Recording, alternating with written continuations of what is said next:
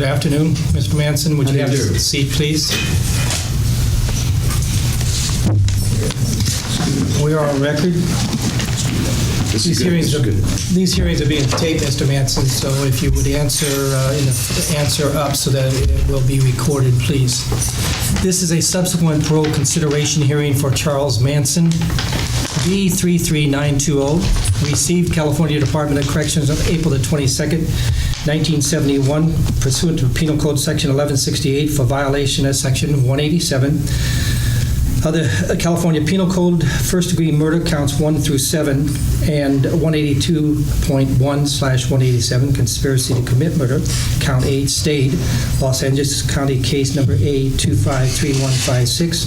On February 2nd, 1977, the sentence was changed in case number A253156 from death to life pursuant to Court of Appeal. The prisoner was additionally received on December 13, 1971, for violation of PC 187, first-degree murder, concurrent with prior term Los Angeles County case number A267861, count 1, counts 2 and 3 of case number A267861, in violation of PC 182.1/187/211 and 187, conspiracy to commit murder and robbery and first-degree murder were stayed. The controlling minimum eligible parole date was December 13th, 1978. Today's date is April the 22nd, 1971. The time is now 13:32 hours, and we are at the Corcoran State Prison.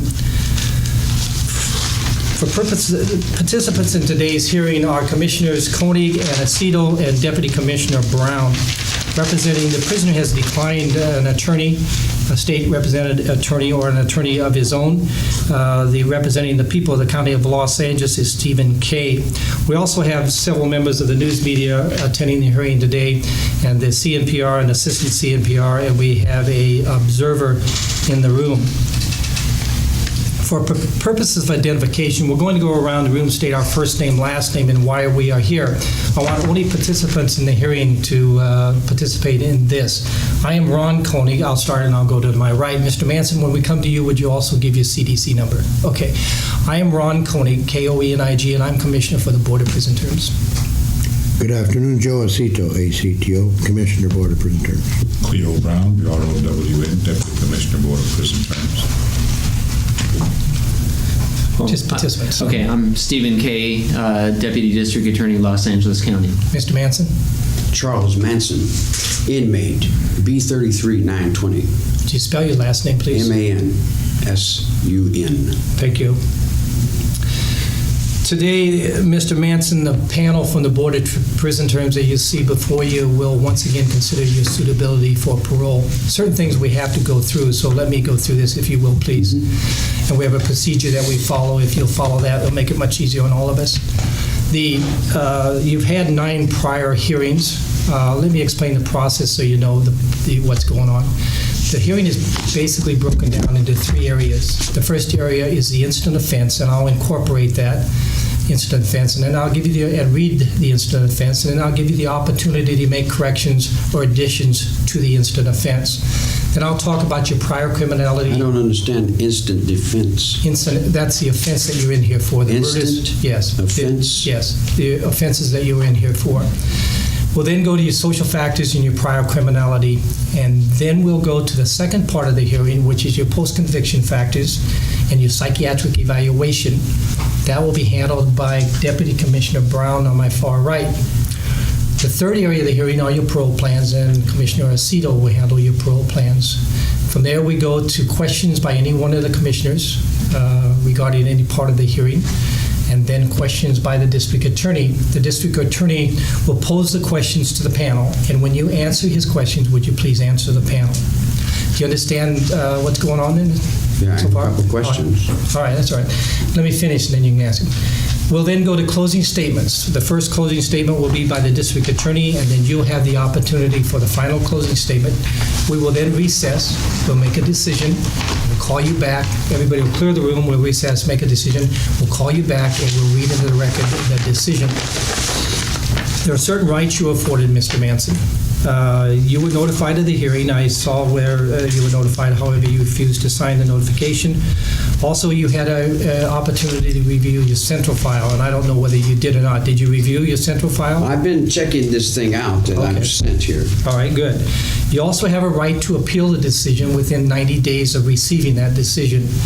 You have a right to an impartial panel, Mr. Manson. Do you have any problems with the 3 representatives from the Board of Prison Terms you see before you today? No, not at all. Thank you. You'll receive a tentative written decision today. The decision will be effective in approximately 60 days after the Board of Prison Terms review process has taken place. You are not required, Mr. Manson, to discuss the matter with the panel if you do not wish to. But you must keep in mind that the Board of Prison Terms panel accepts as true the court findings in the case, the fact that you are guilty of these murders. Are you going to talk to the panel today and answer questions? Yes, sir. Would you raise your right hand as best as possible? Do you solemnly swear or affirm that the testimony you give today will be the truth, the whole truth, and nothing but the truth? Yes, sir. Thank you. Okay, at this time, I'm going to incorporate the incident offense from the decision held on December the 1st, 1982, pages 2 through 6. I don't have that. Okay, I'm going to read it to you so you can, if you would listen to, and then I'll give you opportunity to make corrections or additions to the incident offense.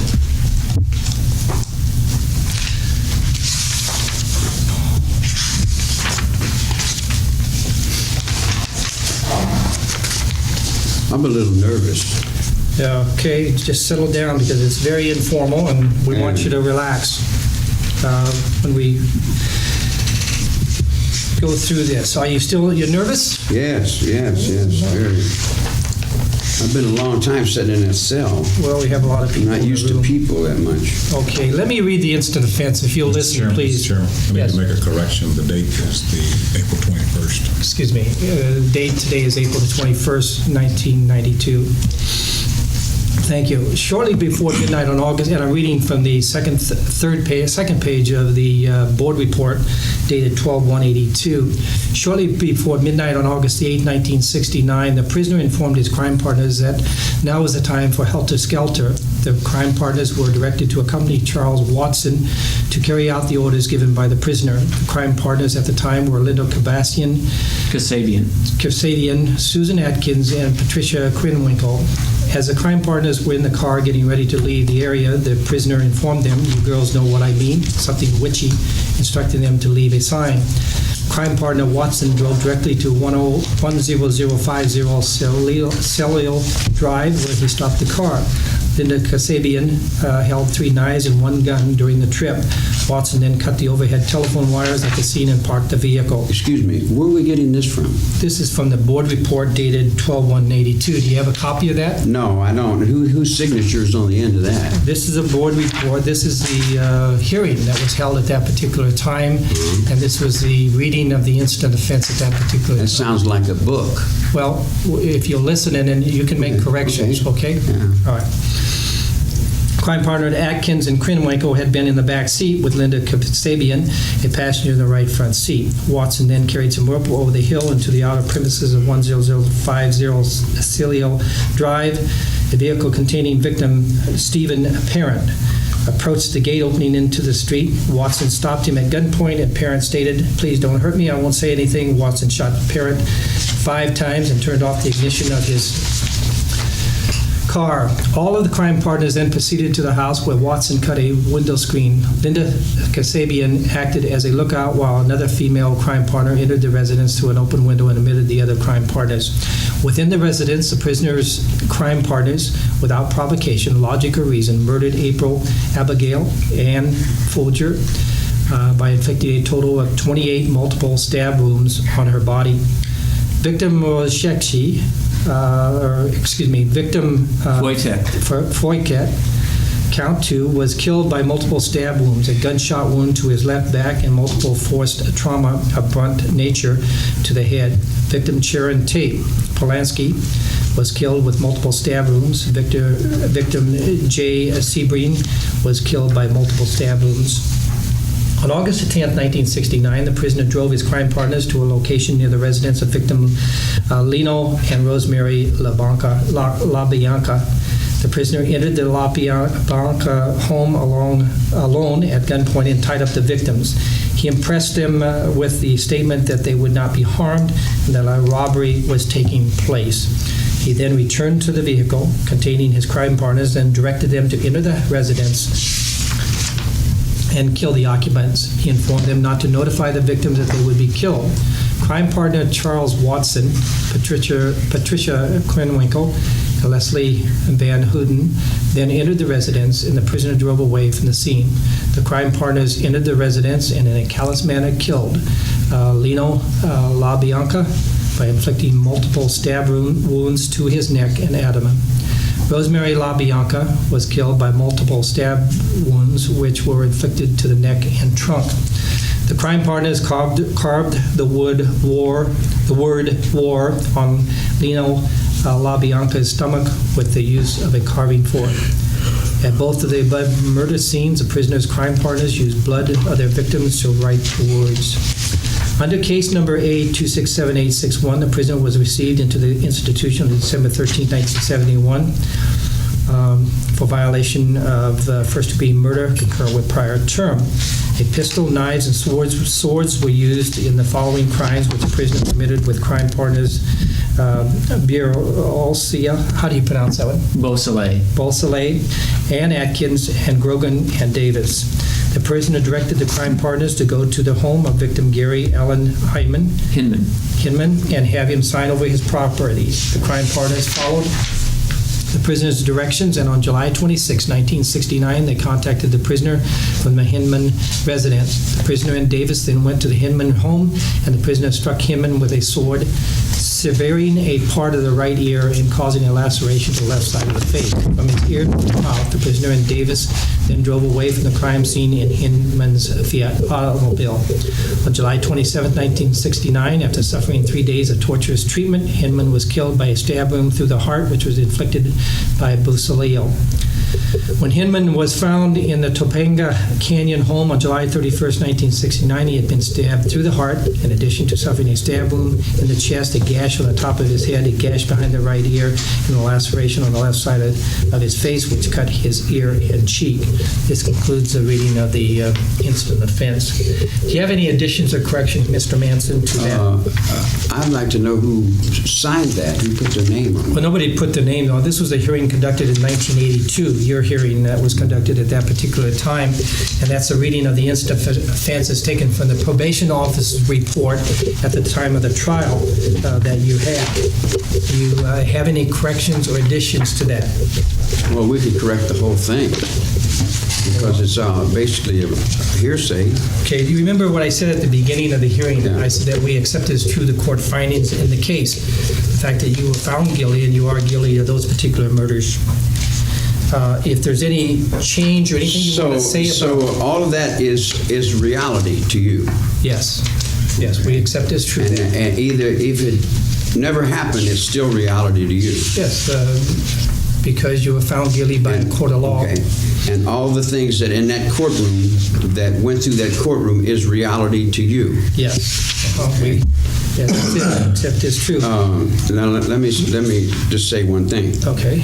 9 black Muslims and 3 Mexicans signed a writ that said I was Jesus Christ. Is that reality to you? I didn't read that in the it's in report. It's in the record. I mean, you know. We have your C file and all the reports are made available to us. Okay. And I think we know most of it, but that's the reason for the hearing, Mr. Manson, that you can bring these things out if you wish. I think if you'll look in your own mind, for every point, there's a counterpoint. For every red, there's a black. For every black, there's a red.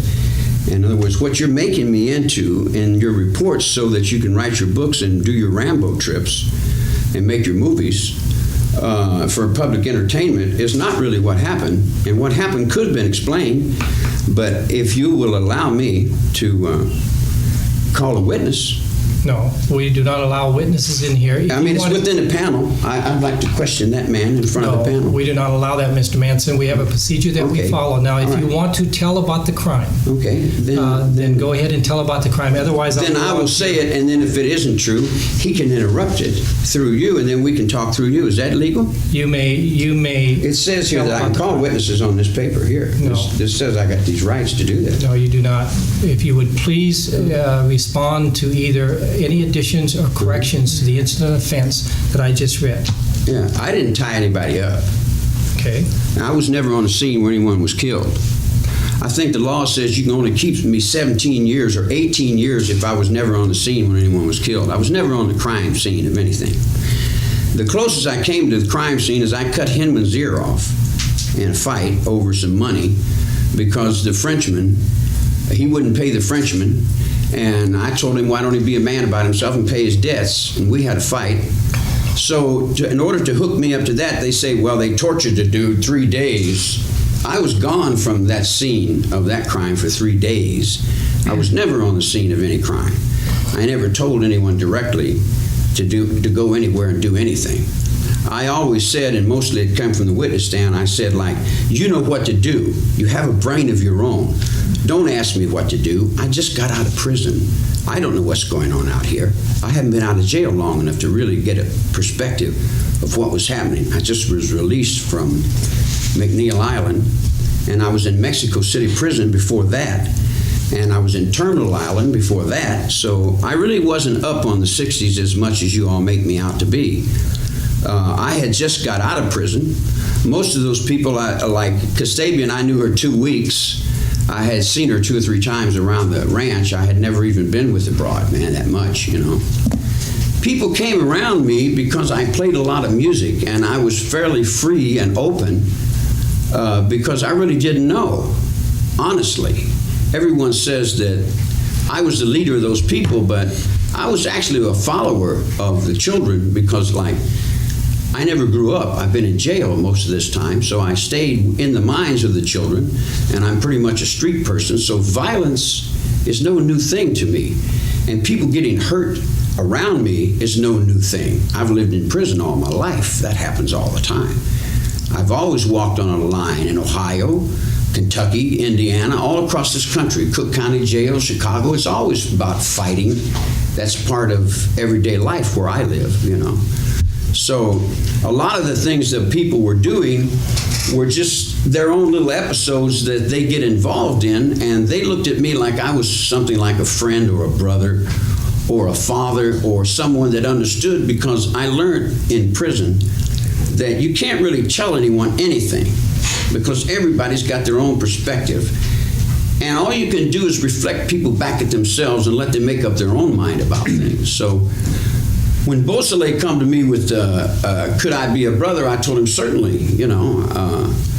So we were like in a little brotherhood together, like we didn't lie to each other. And whatever he said do, I would do. And whatever I said do, he would do. But as far as lining up someone for some kind of helter-skelter trip, you know, that's the district attorney's motive. That's the only thing he could find for a motive to throw up on top of all that confusion he had. There was no such thing in my mind as Helter Skelter. Helter Skelter was a song, and it was a nightclub. We opened up a little after-hours nightclub to make some money and play some music and do some dancing and singing and play some stuff to make some money for doom buggies to go out in the desert. And we called the club Helter Skelter. It was a Helter Skelter club because we would be there, and when the cops would come, we'd all melt into other dimensions because it wasn't licensed to be anything in particular. And it was kind of like a speakeasy back in the moonshine days behind the movie set. And I'm an outlaw. They're right there, you know. And I'm a gangster, and I'm bad, and I'm all the things that I want to be. I'm pretty free within myself. I cut people and I shoot them, and I do whatever I have to do to survive in the world I live in. But that has nothing to do with me breaking the line. Let me explain something about the penitentiary in my mind. I came to Gibault in Terre Haute, Indiana, overlooking the federal penitentiary in Indiana. And I was raised by a bunch of monks. that taught us how to tell the truth and how to play handball and how to box in a boxing ring. So I learned to fight early, and I ran off and stole a bicycle, and then I went to reform school for that, and I ran off from reform school, and all my life I've been in prison. I've been in jail running off. I never went to school. I've never grown up. I've never accepted the system. I've always accepted the old man, the old winos, and I accepted the retired veterans that were guards at the prisons and cottage supervisors and such. But there's a line that man walks. All men walk a line. And I walk that line in prison. I don't tell on other people. I don't carry tales about other people. If someone's going to kill themselves, I feel obligated by Christian ethics to tell him, don't do that. Your life is worth more than that. But if he continues to go in a self-destructive path, I step from his way. I get out of his way. I've learned that in prison. Someone's got a knife and they're going to do something, I say, don't do that. And they say, I'm going to do it. I say, I'm gone. It's got nothing to do with me. So they called me on the phone and said, the guy's got a gun. What do I do? I said, well, if he's got a gun, he must be afraid of something. Hold on a minute. I think he's kind of straying away from what you had going here. Okay. I'm right there in Beausoleil's murder. Yeah, I think he's taught. You know, sorry, that's I'm right there on the telephone where he called and asked me what to do. This is the point where I got convicted. Go ahead, Mr. It would come from the witness stand that when on the telephone, the only thing that ever connected me with Hinman's murder was Beausoleil called me and asked me what to do. And I told him, you know what to do. I didn't tell him like, you know what to do. I told him, man, you're a man. Grow up, juvenile. Don't ask me what to do. Stand on your own 2 feet. Be responsible for your own actions. Don't ask me what to do. I just got out of prison. I don't want to go back to jail. I know what walking that line is. It's a straight razor in the barbershop in McNeil Island. I worked in the straight razor. I worked in the barbershop in McNeil Island. I was with all the old men that came out of Alcatraz. I don't break the law. The old man tells me, if you don't break the law, you don't have to go to jail. You break the law, you're putting yourself in jail. The law is there in the will of God. You break that law, you're breaking the will of God, and you're going to go to jail. When I got out, that was my symbol. Everybody else was doing this and different symbols. I would do that. And they say, what is that symbol? I'd say, that symbol is I got one positive thought. I'm in a rebirth movement. I just come out of prison. I got a chance to start over. And I'm starting over. And I'm not breaking no laws. So don't come around me with nothing. I don't want no money. I'll eat out of garbage cans. I'll stay on the complete bottom. I'm underneath this snake here. I'm not breaking no law. So a lot of people came to me from the underworld and in the outlaw world and run away from the war, from the Vietnam War. That was, what's his name?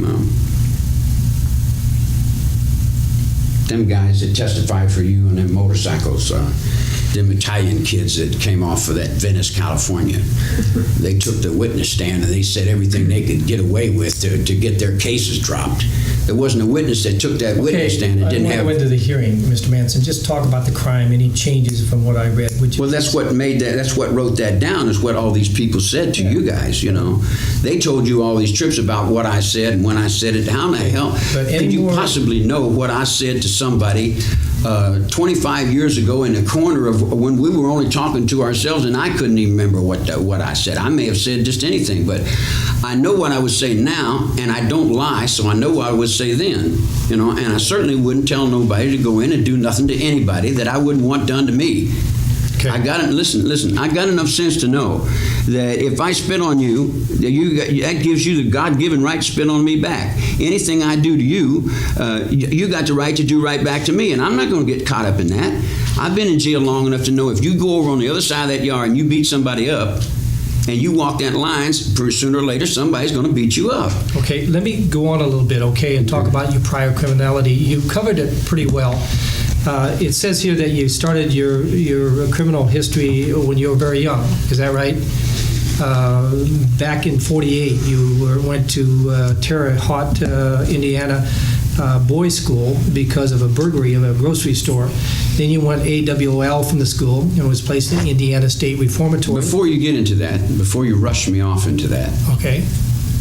Every time I go to these committees, I'll wait 2 or 3 years for you.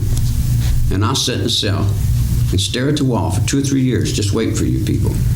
And then when you get here, you can't even give me 5 minutes. No, okay. You're in such a rush, All right. you know. And what I'm You have trying- to slow down with my mind and to see where All right. your mind is. You All know, right. like You're right. Let me say this: the courtroom Charles Older would not have been sitting on that bench had I not went in the courtroom.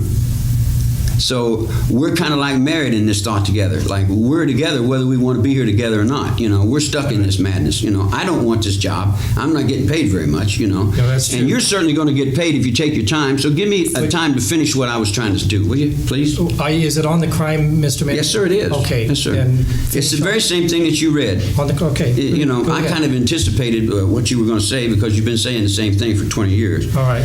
This has grown so much that the people living in my life have moved in with uniforms and penitentiaries. They've built whole penitentiaries in the fear that they've generated off of this case. So the public can feel safe against this monster. We're going to charge you $200 million to build another set of penitentiaries. Mr. Manson. So people living in my life, they don't care whether I broke the law or not. They'll make up a lot of things and sell a lot of books, 58 of them to be exact, and billions of dollars have been made, and it's okay if I have to spend my life in prison. Let me finish. Just to hold me, because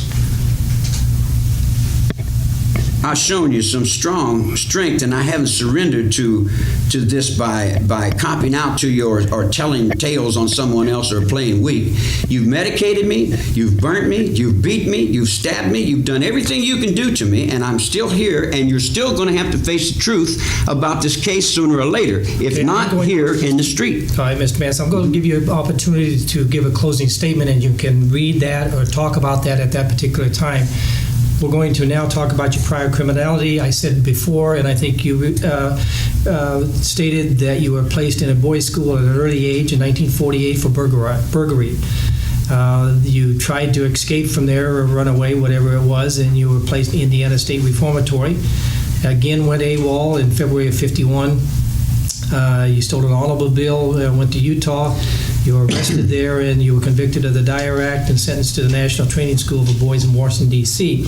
Your adult convictions, there are 1, 2, 3, 4, 5, 6, 7, 8, or 9 adult convictions beginning in 1955 and ending in 1969.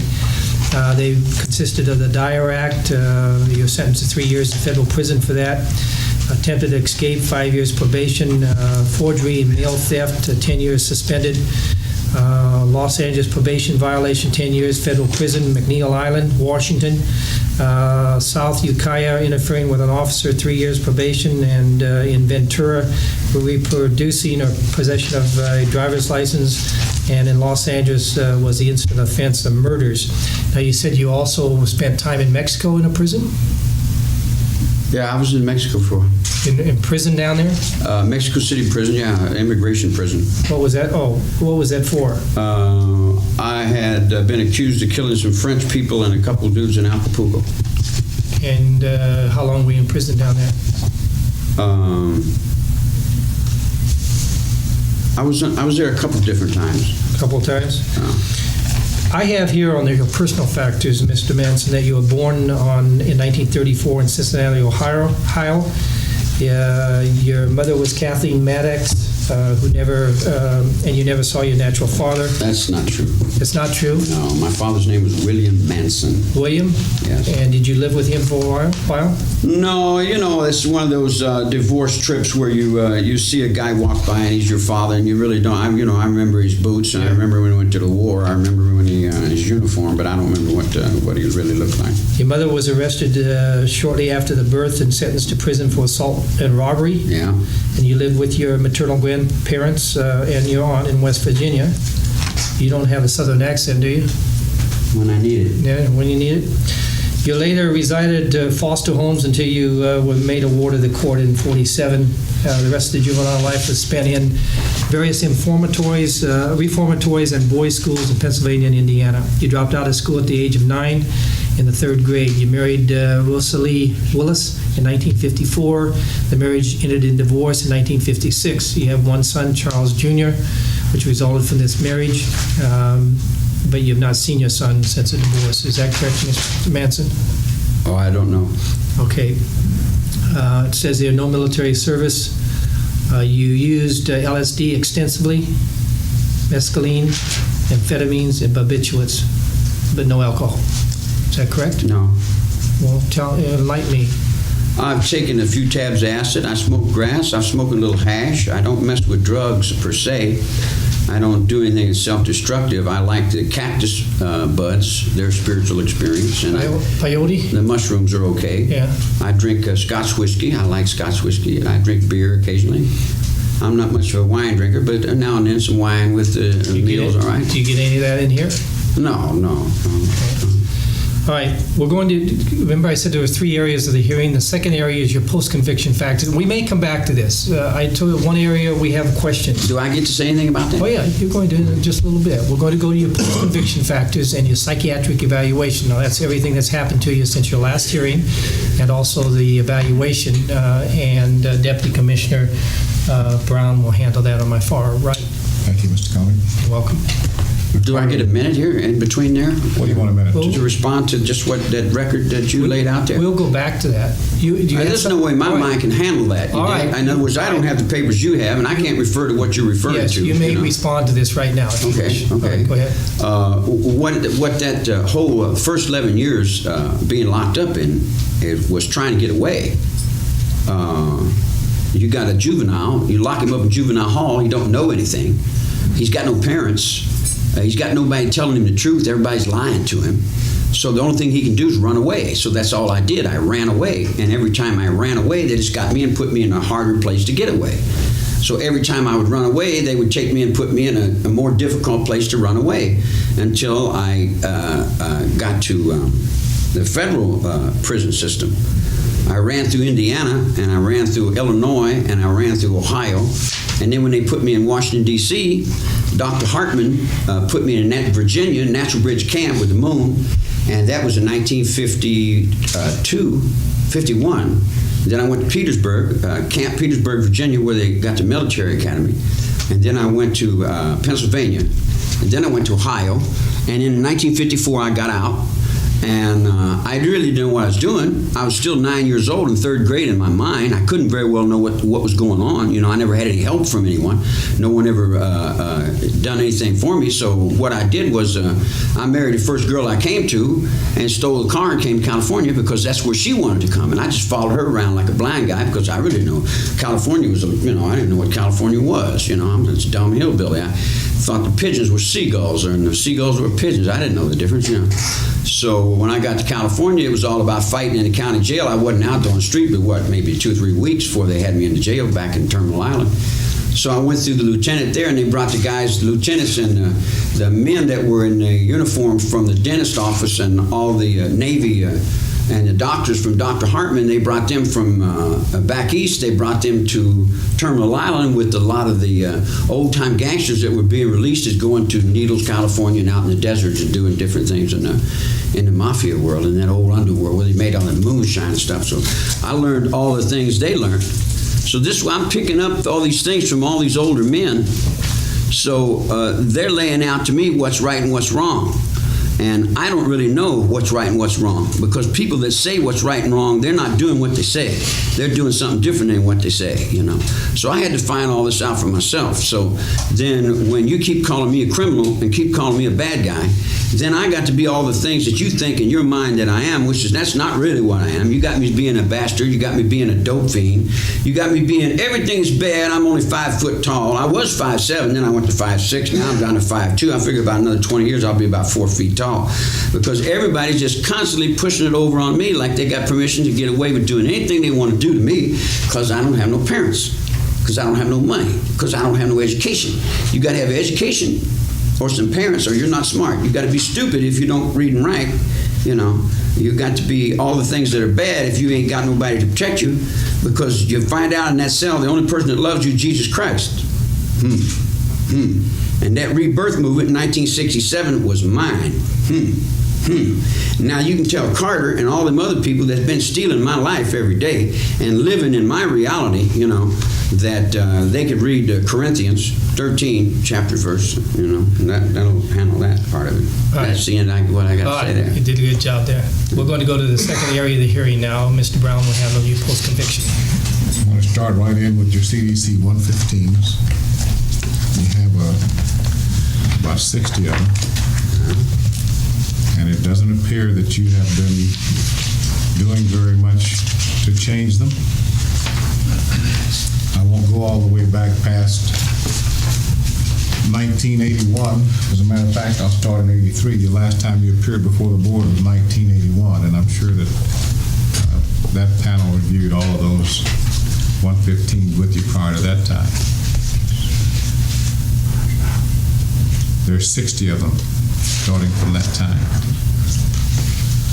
Disrespect toward staff, possession of a hacksaw blade, you have a copy of those? No. Arson, violence, dangerous property. No, I know what all those are, though. I want to read a couple this year that you had.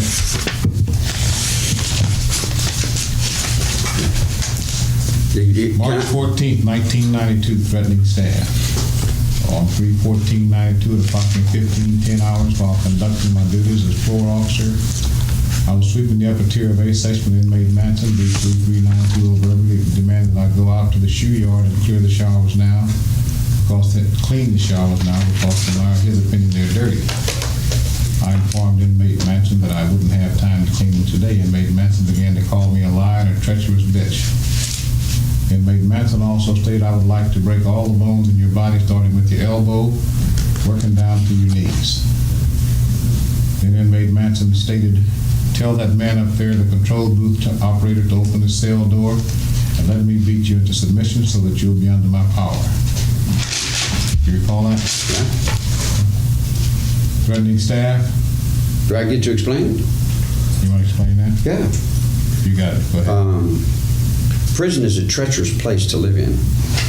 You miss one move and you get stabbed. You got to be aware of everything that goes on. There's nothing that you can overlook. You got to be aware of your air and the ventilator that you breathe, because if you got emphysema and a ninja warrior gets in your air, he can stop your air.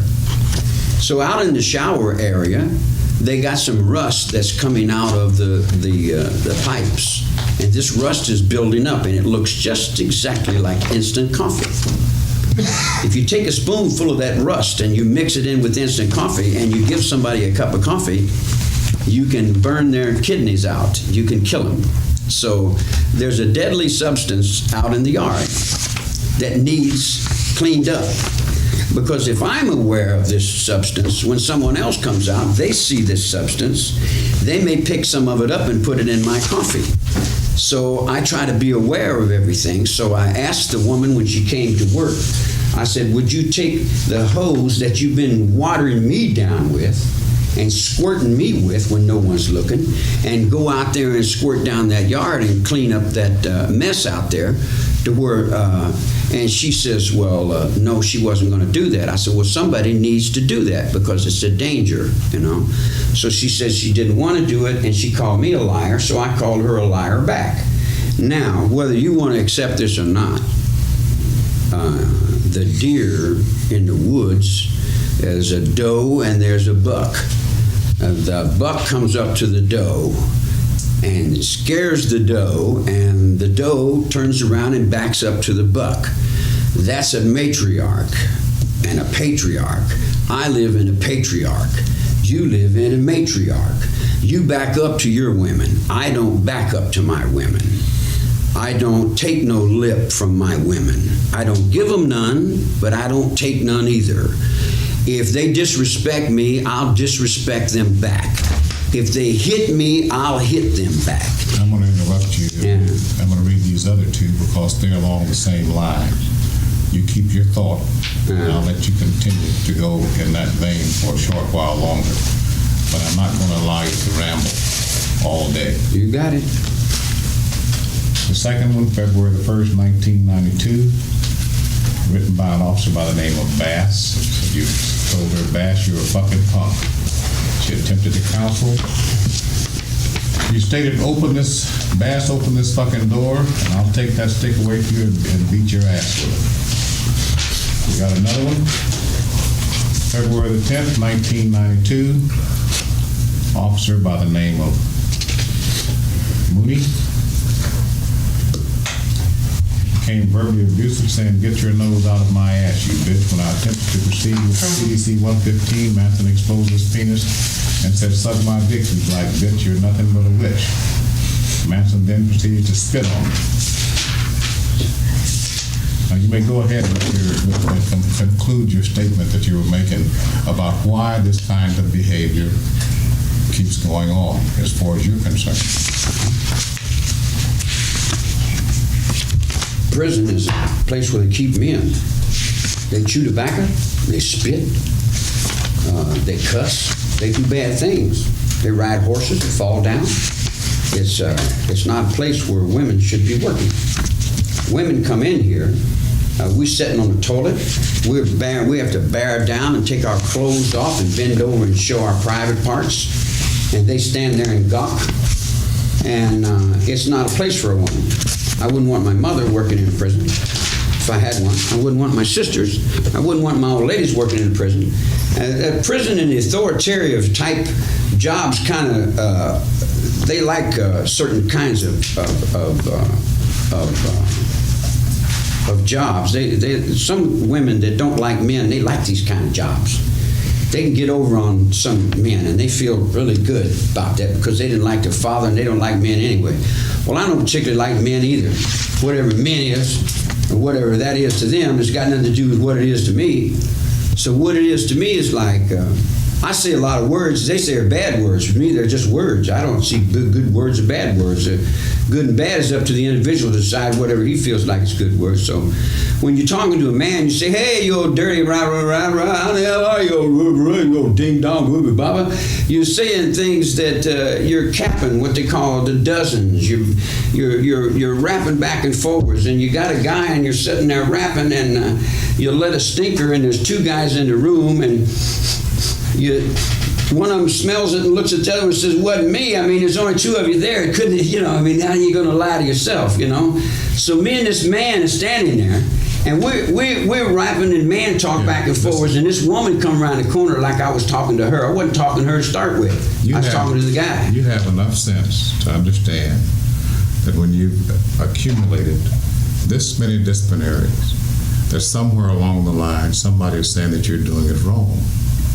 And somewhere in your mind, you need to make some kind of decision that you're going to make a choice to stop. Now you can sit up and you can rationalize and you can come off with all the rhetoric that you want to, but it isn't going to get you out of the hole. You're just going to continue to dig yourself in deeper. Okay. Can I explain that? Go ahead.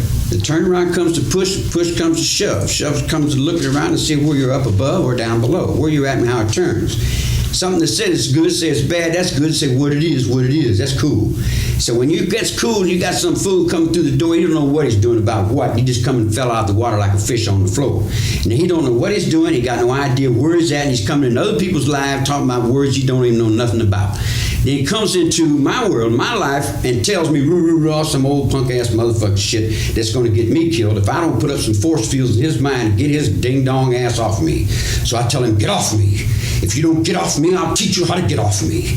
Now, he learns that. He turns that around, and he tells the inmate, you get up against that wall and shake down. And then he learns his man from getting the man, and when they feel real secure, then they have to get them 115s in before I get to parole, because they want to get them 115s in because they don't want to ever let me go, because if they let me go, they lose the best thing they got, because they feel secure as long as they got me locked up in a cell. They feel like they got the man right there in the box where they can go back and say what's what to who and said where, do you represent who in what park or whose courtroom. See, here's the thing. Let me say this to you, Chief Thomas. When we hold up just a minute. My name is written right there. Yeah, Mr. Don't Brown. you ever call me anything but that name right there. Do you understand? Yes, sir. Yes, sir. Yes, sir. Now proceed. Sure. So it comes to this. It's like I'm not going to try to kid you. I'm not going to try to play nothing with you. And I'm not going to play with you. Yeah. And let me tell you something. Wait a minute. No, you wait. No, you want to kick me out of here now? No, I'm not going to kick you out of here. No way I'm going to kick you out. We're locking horns with what? What do you want to prove? I'm not going to tell corrections what to do with you. But we're going to follow some kind of decorum and procedure in this hearing room. I'm going to let you go just a little bit longer on this that you're talking about. Then we're going to move to your psych reports. Now, go ahead. I reflect the procedure back to stay alive, man. And I got to get nasty sometimes. Because everybody you send in here working over me is not a nice guy, you know. I think if any of you have any experience in jail, you know that jail is not a very nice place to be. And you have all kinds of different people on all kinds of different levels, and I have to deal with all those levels. I have to deal with every kind of psychotic maniac you got in the world trying to burn me up, trying to beat me up, trying to get some attention to get me in any kind of direction they can. And I have to propose a certain image and keep a certain kind of guy stuck up there to keep those bullies off of me. Because if I show any weakness, if I fall down in any perspective, I get ate up. Because I run with a pack of wolves, and I got to be a wolf. And when it reflects back to you that I'm a no good so-and-so and so forth, I'm reflecting the procedure that's reflected onto me. If I don't have any other choice but to get a 115 to stay out of something more dangerous or more terrible, rather than stay out of my cell and fight this big old ugly guy, I'm going to call him a bunch of names so he put it on paper. And then when he puts it on paper, I say, phew, well, I didn't have to go with that physically. Then I could do it mentally. As long as I run my job mentally and I get it put on the paper, then physically I can walk around all that violence and I can stay in peace and harmony. You say that you're deliberately keeping yourself placed in a secure No, house? I'm saying that we're all doing this. We all use each other in different perspectives all the time. It's the song saying, love won't let you go. It ain't got nothing to do with love won't let you go. It's people need you that they don't want to let you go. They need you for different reasons. They need you to feel secure in. Because if they got guys they're afraid of, you got 2 or 3 dudes over there that are bad and you're afraid of them and you're the correctional officer, but yet you got a guy over here that ain't afraid of you. It's like this woman comes to work and goes over to this guy and tells him, turn your radio down. And he tells her, get her right, get out of it, run her off. So she comes over to my cell because she sees that he's afraid of me. So she takes my radio away and looks back at him and says, So then she uses me to stand up over you. Because in the darkness on the yard out there, you do what I tell you to do. When you're on that committee, I'll do what you tell me to do. I'm the man in here. And that's a fact. You finished now?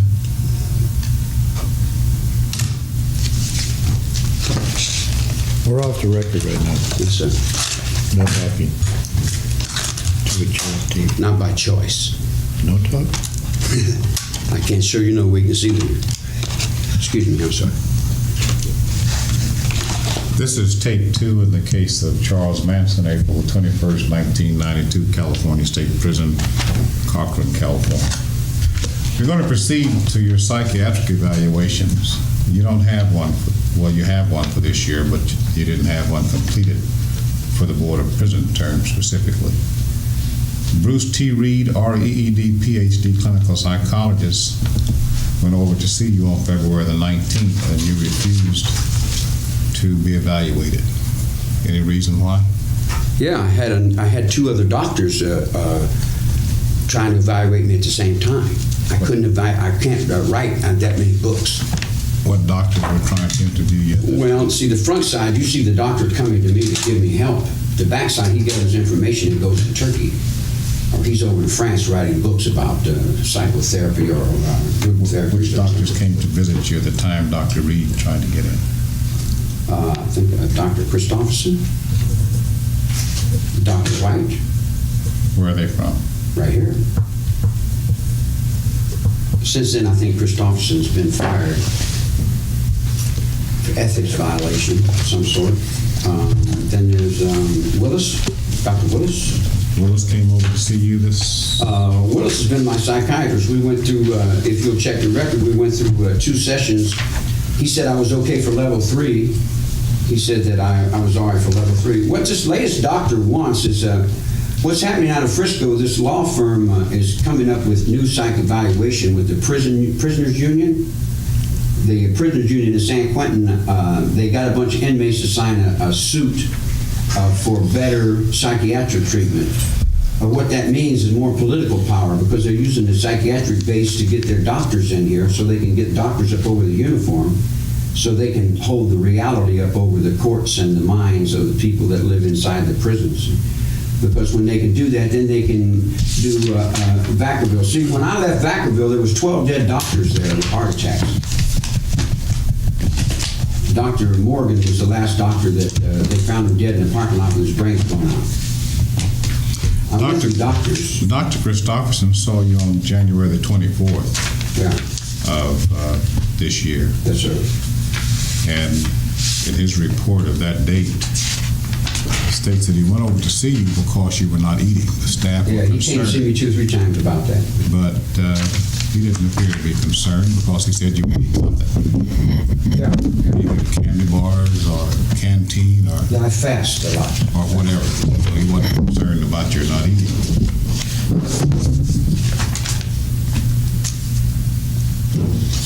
Talked about your paranoid delusional disorder at that time in his report.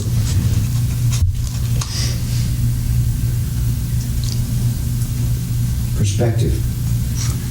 He prescribed a plan for you, and that was to put you on frequent weights. He said this will have 2 effects. One, they will support and deny the fact that he is on hunger strike, and they will also give the inmate a chance to get out of his cell and engage in a form of environmental stimulation. On the same vein, 1, will have more frequent visits to the psychiatrist. This 2 will monitor signs and symptoms of active psychosis versus malingering. 3, if indeed he is on a hunger strike, he should be considered for the MOU. What is MOU? That's some kind of Memorandum of Understanding? If he does refuse psychotropic... medical observation. Medical observation unit.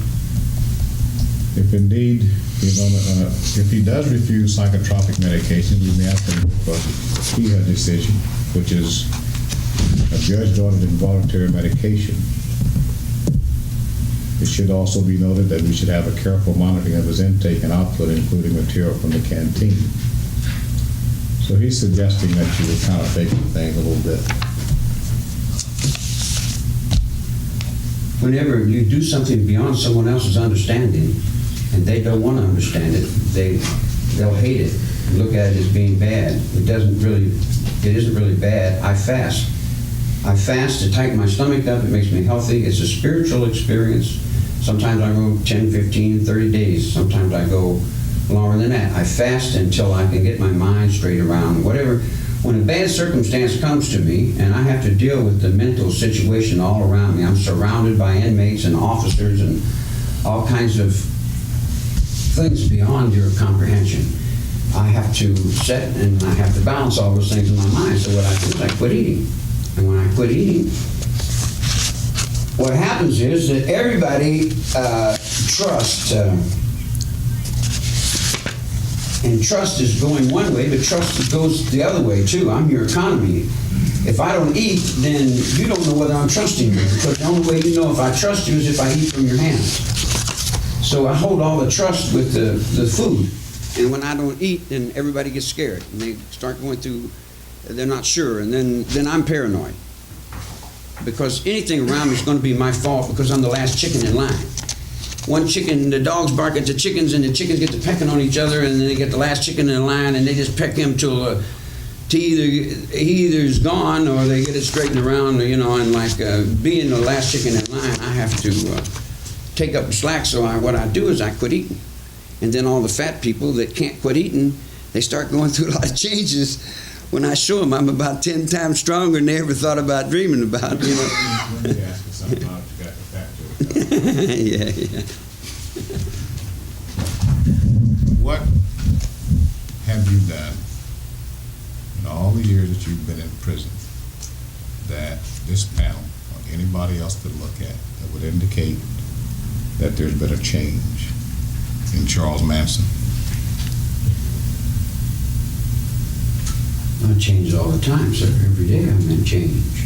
Well, I can't measure that. You have to tell me.